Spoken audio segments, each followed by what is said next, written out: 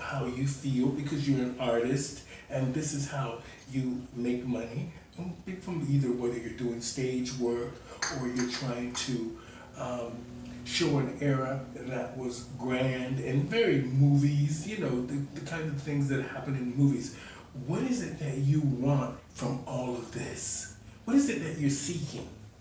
Well, my goal in life isn't happiness, because that's too conditional. If you treat me the way I want you to treat me, I'll be happy. That means my happiness is based on your actions. So I don't want that. That's not my goal.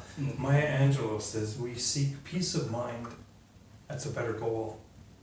And so I seek peace of mind, and I live my life the way I feel like living it. After everything that's been said about me in the media and not just news shows and papers, but social media and TikToks about that carry the killer's narrative. After everything that's been said about me, if I walk down the street in a crazy dress and live in a very Baroque Rococo life, people think I'm cuckoo, I think I'm Rococo, I can live with that. The words do not hurt me anymore. Well, you know, because we are right here in the center of the gay village, we're used to seeing people that are a little bit eccentric as well. But I'm sure people who think of themselves as normal, or even some gay men who really like this sort of thing but too scared to embrace it because they're too scared to feel like the community will, laugh at them or whatever. But it's hard to convince people that when you're living in an era that, first of all, that they don't understand, that only certain groups of people would understand this eccentric lifestyle. Well, you said we're here in the center of the gay community. Mm-hmm. I'd like to change that a little bit, because I think you and we're the nucleus. Mm-hmm. we're it. Think of all the people that said no to you, that said out, said you can't come in, this isn't for you, you're not in the show. No, no, we've heard it 100 times. Mm-hmm. Where are they? They're not here. They're all gone. Mm-hmm. They either left the business or died or did something, but they are not here, and there is nobody saying no to us now. We are the nucleus of the gay community, and I know every year at Pride, I have a little spot I'm at. Mm-hmm. I know people that have been seeing me there for 30 years. Well, it's funny when you say that. It's great. First of all, it's great that we're alive. Mm-hmm. That is an amazing thing. With AIDS, SARS, this corona here, and the mere fact of a serial killer in our community, and a lot of drug overdoses, and really bad things that have happened in the gay community. And for us to have survived, you're so right. We did something right. But what I like about you is that maybe this is an outlet of some kind for you, which is a great thing. A hobby, or you're looking to, get work, or you're just being fabulous. This is not an outlet for me. This is me. Oh, this it's is more. you. It's more an outlet for you right now. Mm-hmm. You're coming through an experience right now and basking in it. I love watching that, but I love that you get it, and that we're alive. Maya Angelou again says, if you woke up this morning, you've already been paid. Mm-hmm. And I'm not sure the world gets that. I get that. I was very young. I heard Maya Angelou say it on an Oprah show, and I wrote it down. Mm-hmm. Because I did not understand it, and I thought someday I'll need to know this. So if you're watching this, write this down. If you woke up this morning, you have already been paid. That's true. And if you don't understand that today, write it down, put it somewhere. Eventually, you're going to look at that, and with a horror, you're going to cling to it. What do you think? What do men think? I mean, I'm not trying to get too personal, but if you were having a boyfriend over or a hookup over, and they come here, what do they think? First of all, I have a lot of hookups. Oh, okay. That's my lifestyle. I'm one of the old ones. I'm not the marrying kind of any sort. And I love taking lovers.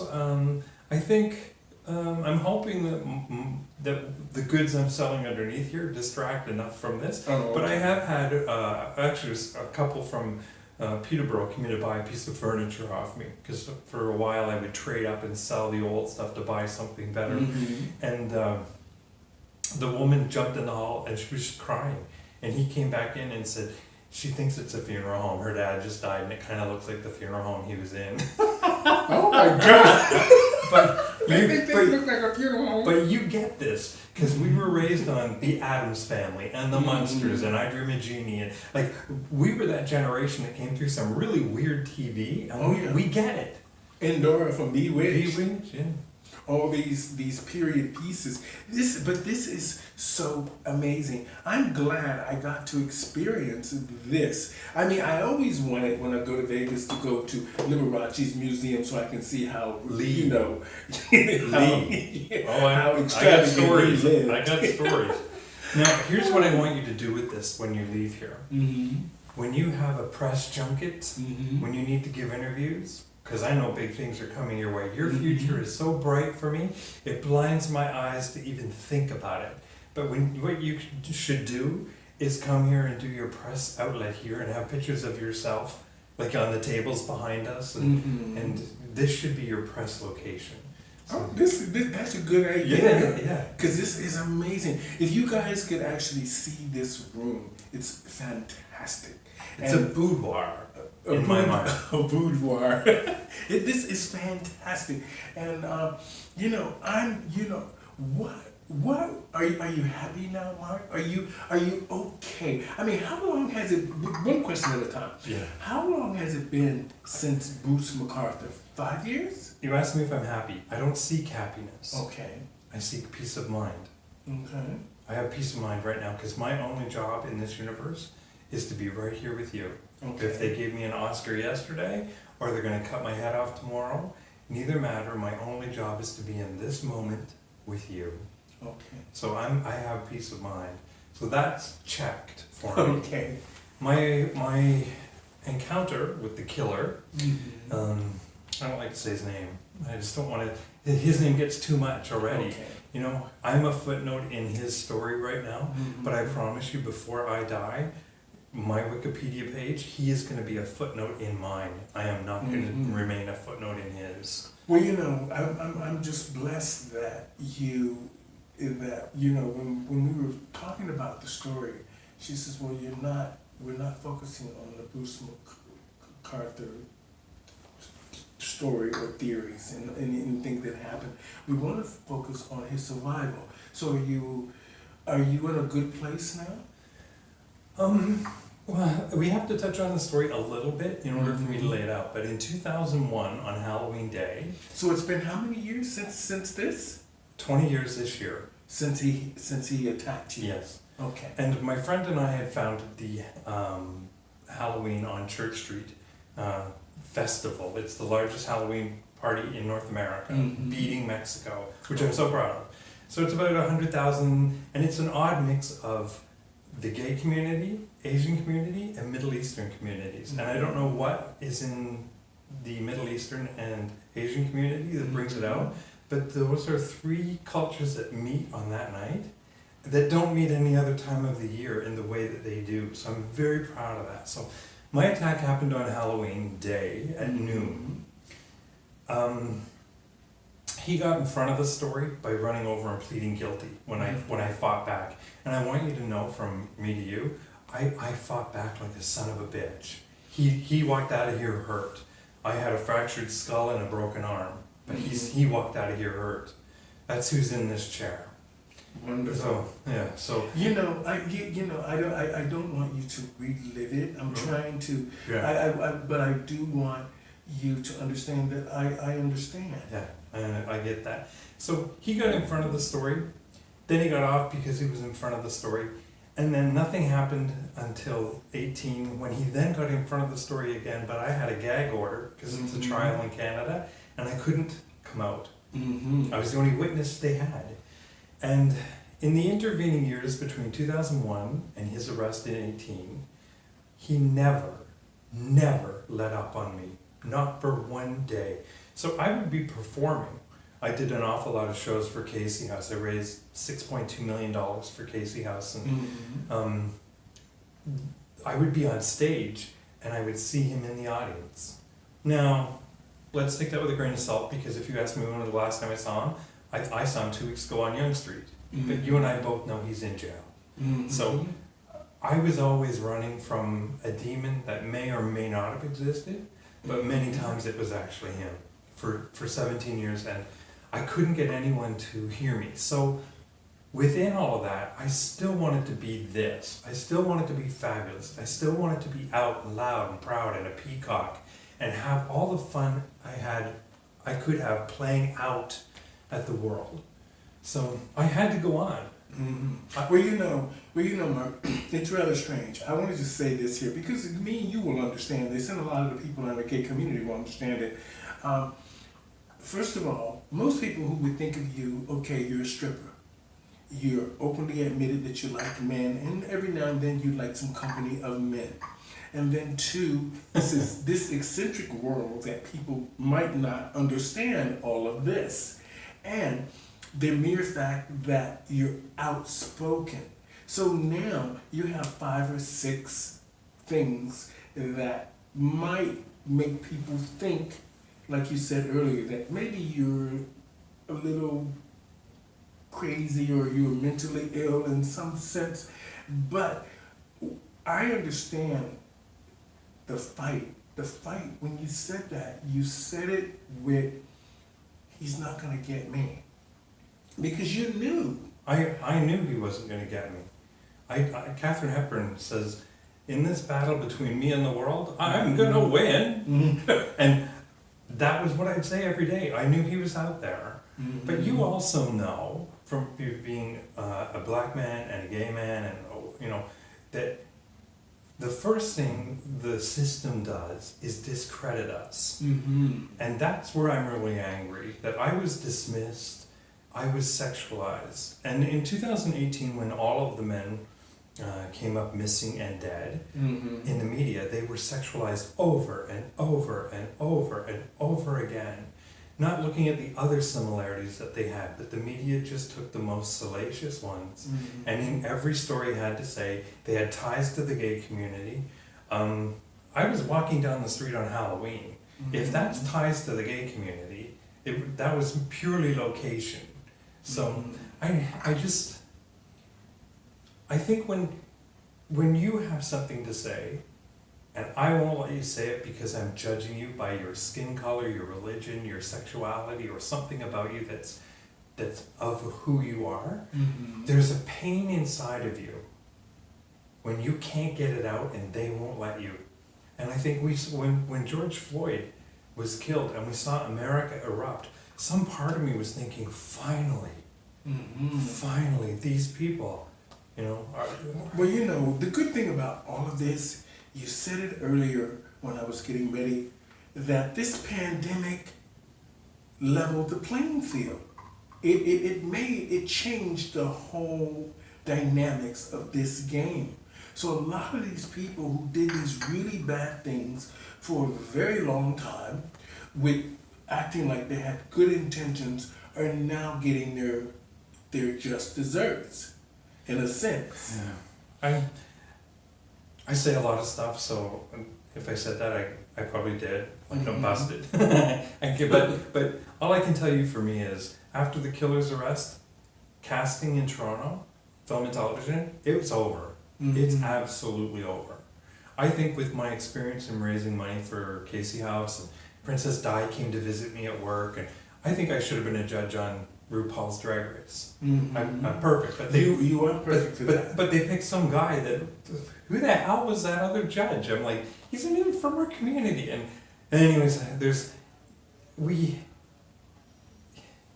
Well, you know, sometimes people go with the easiest things. Yeah. They go with the easiest things. They don't see the whole outlook of the show. That's why Canada's Drag Race is struggling right now to even try to produce any real sort of worthwhile episodes, is because they don't have the right people on the judges panel, none of them, and they don't have the right people in the show. Yeah, casting, like I wanted to be on Big Brother Canada, but they won't touch me either. No one's gonna touch me.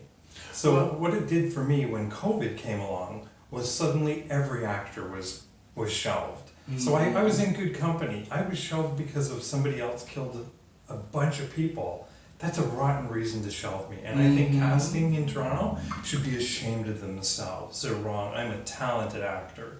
But they don't want me. That's fine. So where do I go next? First thing I did was open an OnlyFans. And you know what? I banked it. I made as a working actor from 2018 to now, I made a total of $400.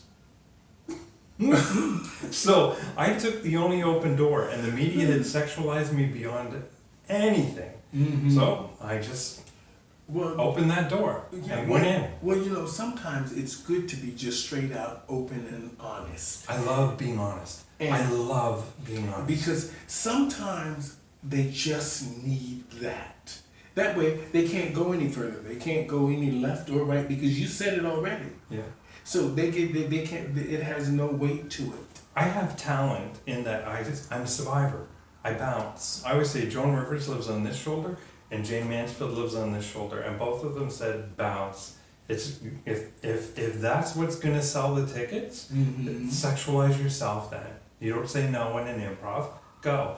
And what happened initially, and what happens all the time for me, is people look like, oh my God, this is the sex pot, but then I have talent that goes with it. And then suddenly by the end of the act, they're like, oh, I get it, you know. Well, you know, Seeing old people with a sexual identity is creepy. There's also a lot of humor in it. Well, that's because you're not heterosexual. Now, if you were heterosexual and you had lots of young girls around you and you were a millionaire, nobody would pay that any attention because Hugh Hefner's done it from the beginning of time. No money. Those girls don't pay, or I'd be there. You know what I mean? And you're a gay man, and they already know that we're mostly sexualized anyway. Because the only thing they can think about is us in the gay pride parades, half naked, and trying to have sex or doing drugs in nightclubs all night long and doing these crazy things. But you know, that's okay for them to think that way. Now that times have changed, it's good that we are doing a lot of talking. Yeah. People are gonna think what they're gonna think, though, right? One time I was, years ago, before Freddie Mercury died, I had spent a summer with him in upstate New York. And Abby Hoffman was across the lake, and Lauren Hutton was at the cottage beside us. And I'm not allowed to say things about her doing all the drugs, but if I could say, if I could say that. Anyways, a book was written about Freddie Mercury, in which I was quoted, and there's a shot of me, and I'm naked on a dock, and the quote in the book was as if I said it just that day. And so I realized people would read this book and think, oh my God, they think I said that, and I'm not that person, and I wanted to suck it back in or take it back. And it was too late, and I called somebody, and they said to me, if somebody writes a book, it's between them, their computer, and their God. And if I read a book in Oshawa or Oakville, it's between them, their armchair, and their God. And she said, if you want to put yourself in every living room of every person reading that book, you can do it, but you'll go crazy. Or you can realize it's not about you. You're not in it. And I would say, but it's my picture, it's my words. And she said, you're not in that. That book has legs of its own, and a producer and a manager, and it's on a road trip. Has nothing to do with me. And I was putting myself in it. So I really realized that, especially during COVID, that if we want to put ourselves out here, which a lot of our world is about, especially social media, what do they think of me? How many likes do I have? How popular am I? When I couldn't go out, I was forced to go up. I'm not a spiritual, or I'm not a religious person, but I think that the next phase for mankind is we're looking up, you know, looking down at our feet. There's no money in that. So I just... Well, you know, I want to say this. I am very happy that you are in a better place now. Like you said, we're both the survivors of many different things. Can I just say, when I was attacked, I was in a bad place for a couple of weeks. What really got bad was that I never got to tell anybody. So I just had to go on. The thing for me has always been that I knew what was going on. And I had to go on to a better place within 2 or 3 years. I mean, it took me a long time to recover, but I had to go on. And so when he was rearrested, it got bad again, but I'd already done that. I've already climbed that mountain. So this time he's away and safe. But I've always been okay because I had to go and be okay. Okay. I want to ask this because I just think that it's really important for people to understand what you went through. What did it feel like when he first hit you? What did it feel like? Yeah. What did you think was going on? Yeah, the details are like, let's not go too far into it because it'll. No, okay. If you want to, we will, but I don't want to. I just want to know. 9/11 had just happened. Okay. So the buildings had just killed a lot of people. And when he hit me, I thought he tripped. And I turned at some point, I can't remember how many hits, because I broke some fingers in my arm. So there were defense wounds. So more than something happened. But when I looked back at him, I was horrified by the look on his face. And I realized in a flash, oh, he's trying to kill me. And I was shocked. My initial response was, is he okay? He was behind me. But when you were coming over today, I was anxious. Just the normal anxiety. When he was standing behind me in that hallway over at the building that had happened, I wasn't anxious. There was someone behind me who was unsheathing a pipe he'd concealed. And I didn't sense it, I didn't fear it, I had nothing. And to me, that's why he was a good killer. If you stood behind me in this room and were doing something secretive behind me, I guarantee you I would know. But in his case, he had an ability to cloak it, and I can't explain it. Well, I am just glad that you were here. I'm glad you're here to tell your story many times as you want. I'm glad that you live in this world that takes you away from a lot of the hurt. I'll tell you one thing that really bugs me. They keep saying the timeline is from 2010 on. I was opening police files on him as a stalker in the summer before he attacked me. So the summer of 2001, and they wouldn't. I was ridiculed. So I've been on this case for 20 years without a day off. When they talk about experts and all this stuff, there's only one person who's been on duty 24 hours a day, and with this case, and that's me. And 2007, I became a police officer in the auxiliary division, and that was a huge thing in the community. That was a ripple through the community again. And I played that out loud. Especially on Pride. I kissed every person up and down the Pride route on the lips that would kiss me back. Well, I want to wrap it up here, but I want to say that I am glad you are my friend, and I'm glad you were able to open up a little bit about what happened. And I'm glad that you're sharing it with our community, because they really need to understand what happened to you.